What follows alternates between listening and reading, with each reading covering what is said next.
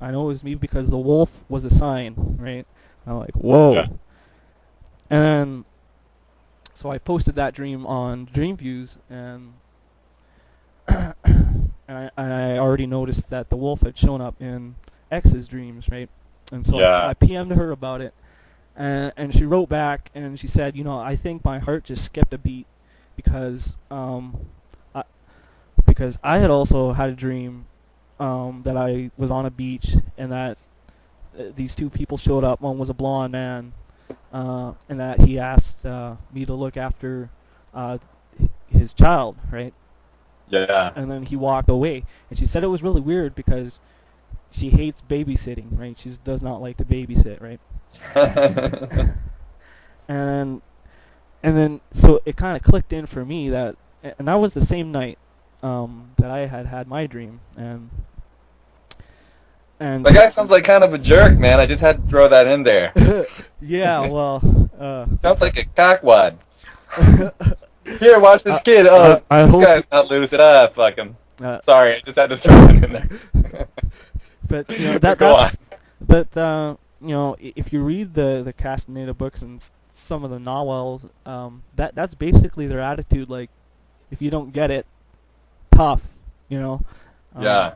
Because the kind of the goals that they have does not really there's absolutely no room for error or not being aware, because these people, they continually harness and cultivate their awareness and refine it Mm.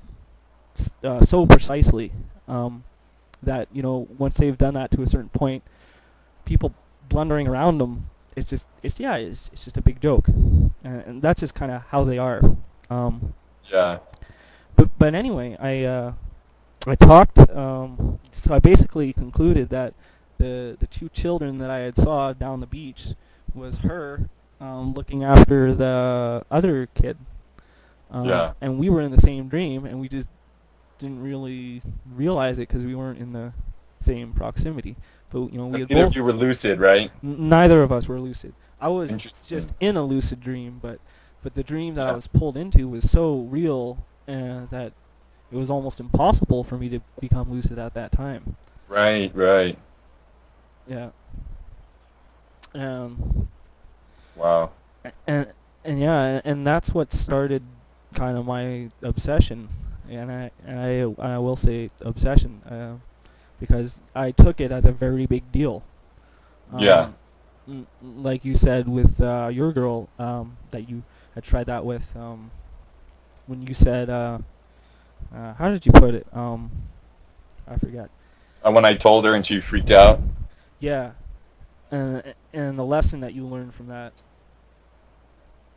Oh yeah, Yeah. yeah. The lesson is just because you have a strong psychic connection with someone, it doesn't mean that you're destined to be together. Exactly. And to top it off, she was only a 3-hour drive away from me, so Wow. it was conceivable that we might meet someday, and that added to my obsession, right? Right. And and but like, and we just basically progressed over the next couple of weeks, trying to meet each other in dreams, and I remember I had seen somebody's face on a TV screen, Hmm. very crystal clear, and like she was waving her head side to side and stuff like that. And then a week later, I X sent a picture of herself to me, and Uh-huh. it was the exact same girl that I'd seen on the screen. Right, and I was just blown away. Yeah. You know, I thought, how is this possible? And so then, after a few weeks, I I did the stupidest thing you could possibly imagine. I decided to quit smoking in the midst of all my obsession, right? Right. And so while I was going through those withdrawals, I was just like, I was going crazy, right? Yeah. And I was having all these messed up thoughts about X, and I didn't know where they were coming from. Hmm. And to tell you the truth, they started to scare me, and just the kind of thoughts I was getting. I knew I just could not continue along that path as it was going. It was too much, too much. Yeah. So I I sent her an email, and I said I didn't really explain why. I was kind of jittery at the time, and I uh, I basically told her that I don't think I can continue with you as as someone to share dreams with, but if you want to remain friends, that's okay, sort of deal, right? And Yeah.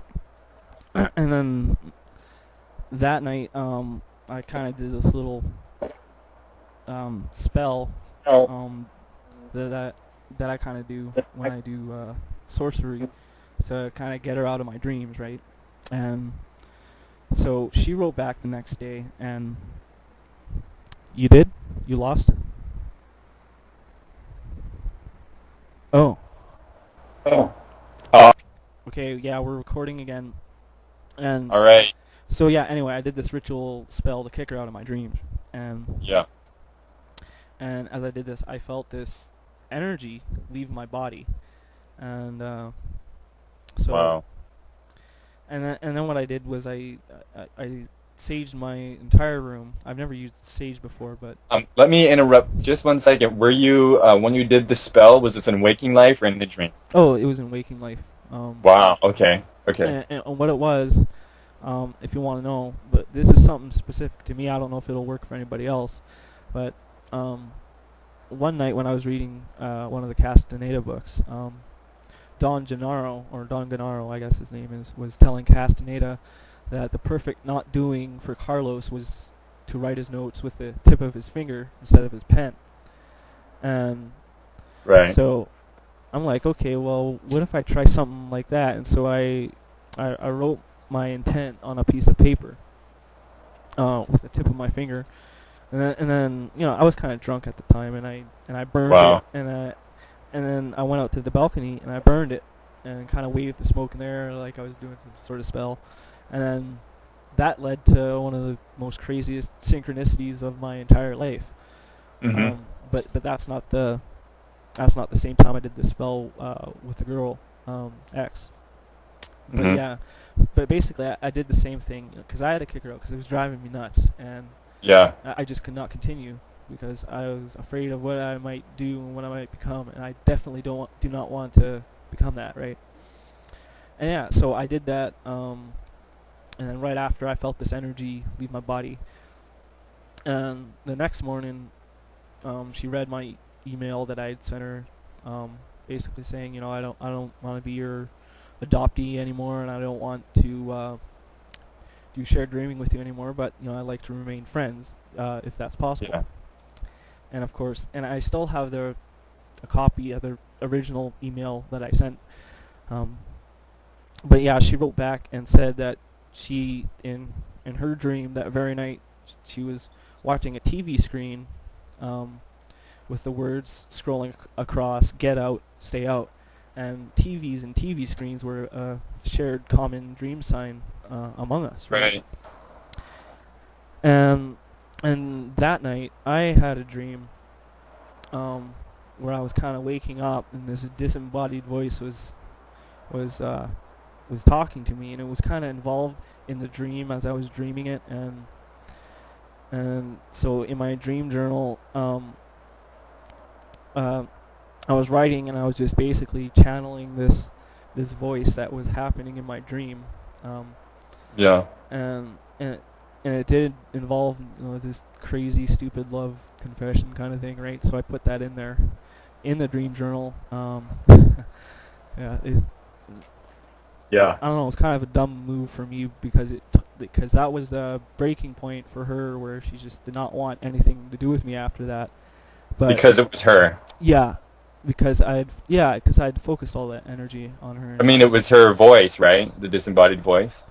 I'm not sure, but um, I guess whatever I heard was supposed to be very personal, and not to be publicized. So yeah, she didn't like that at all, and she just started acting weird. Like she never said, I don't think we should be friends anymore, she would kind of like be friendly to me and then just completely ignore me, and she